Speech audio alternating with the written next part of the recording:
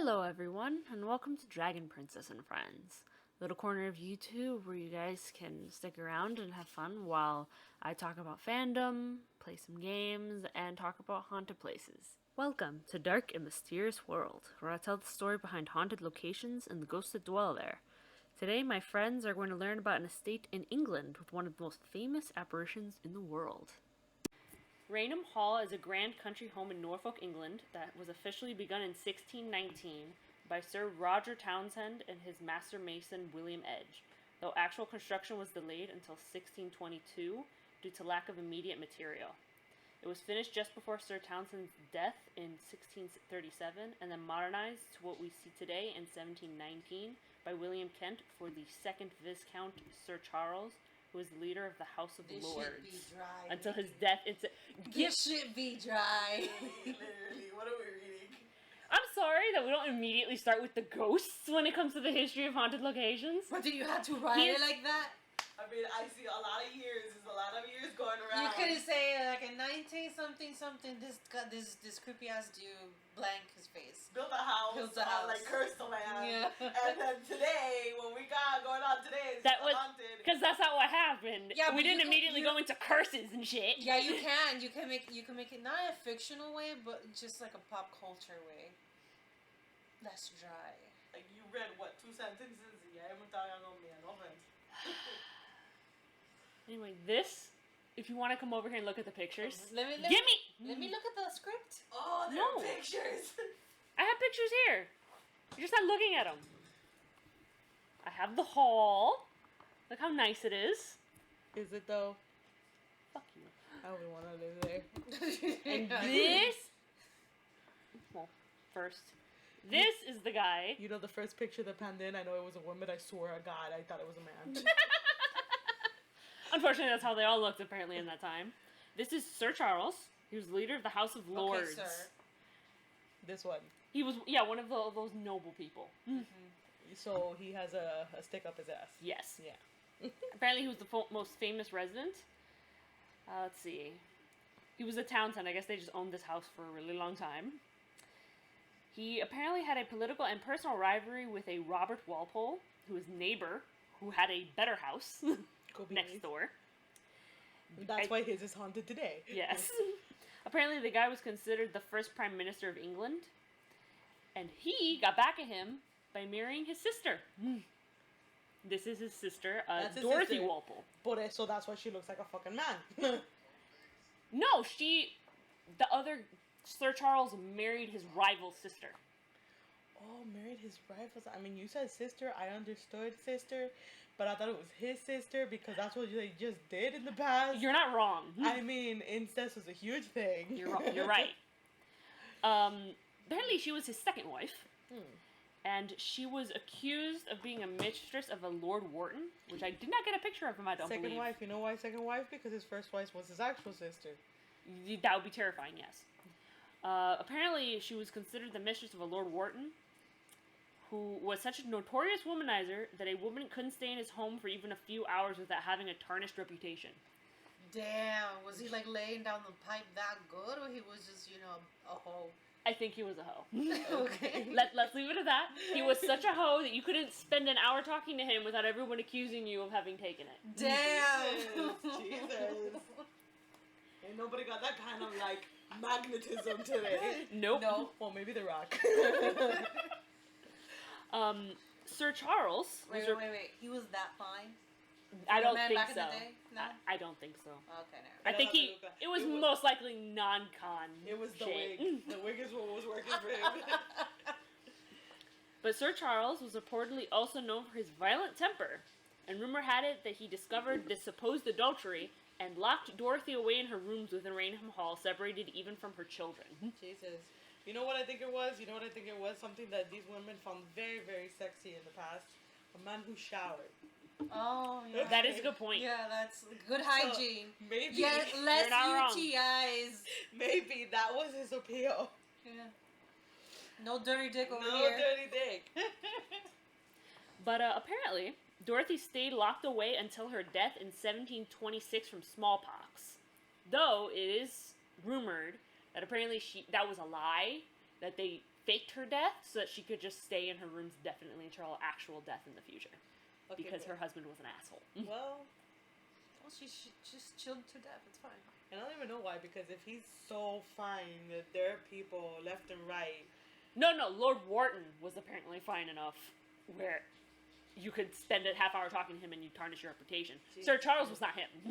Got it. Oh, he was a loser. Got it. Yes. That's why he was so obsessed with his wife, because she wanted to bone the other guy. Yeah, of course. Allegedly, yes. That's basically what happened. Allegedly, did you not see his wig? No, that was Sir Charles. Ah, We didn't okay. see Lord Wharton. Never mind then. Dorothy is actually called the Brown Lady, and she's the most famous ghost of Raynham Hall. Why is she called the brown lady? Because apparently she's always shown up in a brown brocade dress. Okay.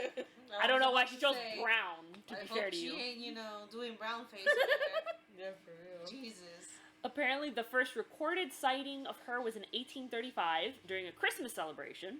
Apparently, they invited a bunch of people over to the hall, and two men, a Colonel Loftus and Hawkins, claimed to see her one night in the hallways on their way to bed.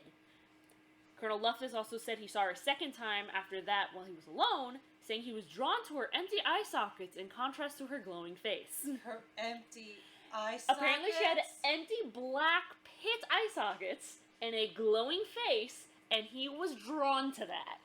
I don't know what that says about this man, but I don't think it's anything great. Okay, so he was emo before emo was a thing. Got it. It's fucking, yeah, I guess. At least that's better than him saying he liked her brown dress. I mean, I don't feel like brown looks good on anybody. You know what? Let's not like kink if shame it's a the light man. shade of brown and you have like gold on it or something, you can play that decent. It doesn't have to look like shit, like actual shit. The dances are fancy. Let's stop kink shaming him, okay? Alright. Alright, the second recorded sighting was in 1836 by a Captain Frederick Marriott, a friend of Charles Dickens, that decided to stay in the room holding her portrait to prove that the hauntings were false. He believed they were done by a local smuggler to scare people away from the area so they could do their crimes unheeded. Cool. His daughter Florence Marriott actually wrote about his experience, saying that he stayed there for 3 days in the room under her portrait Okay. because that's a comfortable place to sleep. Cool beans. The first two apparently were uneventful, and he slept peacefully with a revolver under his pillow, hoping to surprise some smugglers. Didn't do that. Can you imagine if he just shot himself in the middle of the night? It would be great, to be fair. I'm It would sure be great. Happened. I'm sure he might have been safer if he just slept with a machete under his pillow. On the, don't know. apparently on the third night, two young men of the Townsend family interrupted him while he was getting ready for bed, so he was in a state of undress at the time. I'm assuming he was still covered head to toe, but in his underclothes. Oh, so he was a naked boy. Oh, wow. And He was they all natural. Yeah. and they asked him, I guess, to go to their rooms to look at a new revolver that had arrived from London. In his birthday suit. Yeah, because why not? And he agreed. He grabbed up his own revolver and he said a joke, something about, in case we meet the brown lady, on the way to the room, right? I guess he wanted to impress somehow. And they all had a good laugh. All had a good laugh. Wait. So he was going down naked with Was a it- gun he wasn't to see naked. the brown Was he lady. the only one? What? Him and the two young men. Also naked. No, they're all in their pajamas, basically. So to them they were naked, but they weren't actually naked. They were in their Why are all these undergarments. guys naked? They're not Each naked. They're in their other, like- pajamas. In their undergarments. Yes. Okay, they were their undergarments all together in the Oh, dark. God, Okay. The indecency. Yeah. They were all roommates. That's what it was. All roommates. Okay. A little more than that, I think. Apparently, after inspecting the new purchase, the young man offered to walk him back to his room, also joking, in case you meet the brown lady, because apparently she was going to fuck them up or something. And so they start going down this long, dark corridor together. Of course they did. They end up seeing a light at the far end, getting closer, and one of the younger men believed it was one of their female family members going to check on the nursery, which was on the hallway. And he suddenly had about a shyness, and he moved into a nearby room to hide from them, to hide from the woman, because he didn't want to scandalize her in his pajamas. Oh, wow. And watched through a crack in the door as the person got closer. According to him, This was when he recognized the woman as the one he had seen in the portrait hanging over his bed as Dorothy Townsend, the dead woman, the brown lady, Okay. who then stopped Wait. He had that portrait, like, hanging over his bed for 2 days before this. so creepy. I know it's creepy. I don't know why you'd sleep in any room with a portrait. Maybe he was, he was having Listen. impure thoughts to that portrait. Sure. Don't say nothing. Have you seen the portrait that goes right over my bed with that naked lady and the 3 naked babies? Angel babies? I still don't like that. It's At least in the creepy. dark, with that covering your window, I don't have to see it while I go to sleep. I guess, but I have to sleep right next to it. I know it's there. Anyway, apparently, the ghost stopped in front of the door without any hint that he was in there, apparently, lifted the light to give him a malicious, diabolical grin that pissed him off so much, he leaped out the door and fired his revolver right into her face, and she disappeared before their eyes, and the bullet ended up lodged in the opposite wall. Apparently, after that, he refused to stay in the house anymore. No shit. Yeah. Can't blame them for that. It's not great. Another unconfirmed sighting was in 1926 when the Lady Townsend of the time claimed her son and friend had spotted her on the main staircase of the house, like here. And then that is actually where the most infamous picture of ghost evidence was captured roughly a decade after that. Where Captain Hubert C. Provend and his assistant Indre Shira were taking pictures of Raynham Hall for Country Life magazine, and had just finished taking a few of that staircase when Indre saw a vapory form start descending the steps, and had his boss take a photograph that revealed the indistinct form of Dorothy Townsend. I know. I believe this is the picture. Nah. That's the picture that they got. Deuces. And I'll they go put ahead. it in the magazine. No shit. I mean, if you got a good picture, you might as well use it. It was published on December 26, 1936, and then again on January 4th, 1937, in Life magazine with accompanying articles from both of them. I don't know. Maybe there was like a fake picture. Like it was just Yeah. like the angle of the light. I mean, look at it. Yeah. Like, a lot of people have said that they faked it. That they used, like, Something to white it out or something. Just that something to, specific like, to area. affect the way that the photo was Yeah, made. man, and they were everything. the the left attention side- seekers of their day. The left side True. of the stairs were dirty, and then they painted the middle to make it look like I don't know. But anyway, since this, sightings have apparently dwindled, with some believing that Dorothy has now gone to haunt her brother's Houghton Hall next door, rather than the place where she allegedly died, In the better mansion. in the better mansion. With the sexy guys. She got sick and tired of the old mansion. Claro que sí. Of course.